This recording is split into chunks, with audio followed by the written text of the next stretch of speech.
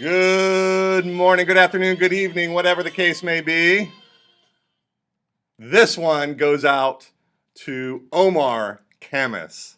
Yes, Careless Whisper, to remind you not to make careless mistakes. We are back and better than ever. So this is the solution to Math SL exam jam number 3. Okay. And an arithmetic, this is still paper 2, boys and girls. We've got an arithmetic sequence. U sub 1 is 7, U sub 20 is 64, U sub n equals 3709.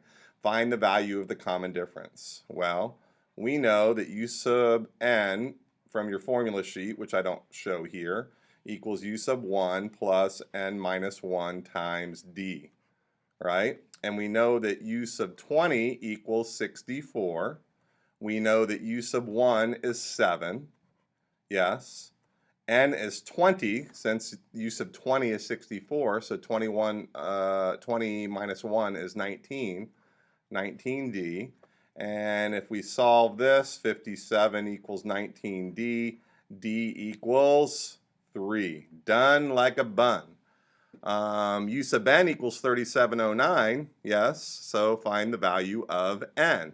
So I guess that's the nth term, obviously. So again, U sub n equals U sub 1 plus n minus 1 times d. Yes. And the U sub n we're looking for is 3709, which is equal to the first term 7 plus n minus 1 times 3. We just found d for 3. 3709 equals 7 plus 3n minus 3. 3709 equals 3n plus 4. 3705 equals 3n. N is equal to 1,235. Easy points, boys and girls. 5 points in your pocket. Next. All right, this is easy too. Random variable x is distributed normally, normal distribution, with a mean 20 and variance 9, which means the standard deviation is 3, because standard deviation squared is equal to the variance. So that would be, the variance is equal to 9, so standard deviation is equal to 3. All right, so find the probability the random variable x is less than or equal to 24.5. Could this be any easier? Oh, I actually already did it, but I'll do it again.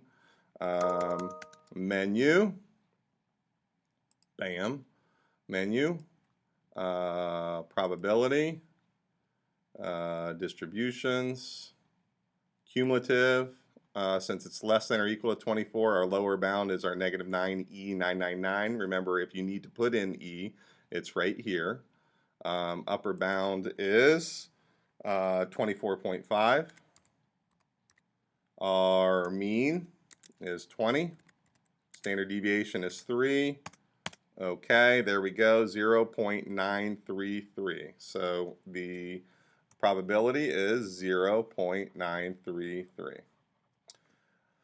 Let the probability that the random variable x is less than or equal to k be equal to 0.85. Notice the difference here. Here our k was 24.5 and we got 0.933. Here we're given the area under the curve, or the probability, and we're looking for the value of k that makes that true. Represent this information on the following diagram. Okay. Well, you got to be careful here.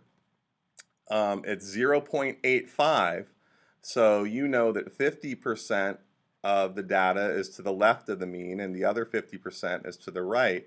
Therefore, you know that if 0.85, if the probability is 0.85, then k must be to the right of the mean, since 85% of the curve is going to be shaded in. The area is 0.85 into the curve. So if this is only 50, you got to come over here, and that's what they're going to be looking for on this. Okay, so something like this. Find the value of k. Very simple, very easy. It's just the inverse of what we did. So let's go inverse norm, menu, probability. Oh no, not calculus, probability. I'd rather be doing calculus. Distribution, inverse norm, area 0.85. Yes, mean is 20. Standard deviation is 3. And hit OK. And we get 23.1. So K is equal to 23.1. You don't have to write GDC or anything. That's just the dealio. Now, I put this formula here not because you have to standardize it here. You don't, because we have our calculator. But it's just an opportunity to remind you that if you have to standardize a normal variable and you had to find K, you could have set up K minus 20 over 3 is equal to 0.85. And you could get K equal to 23.1 that way. But this is easier. All right, that is it for exam jam number 3 solutions. I am out.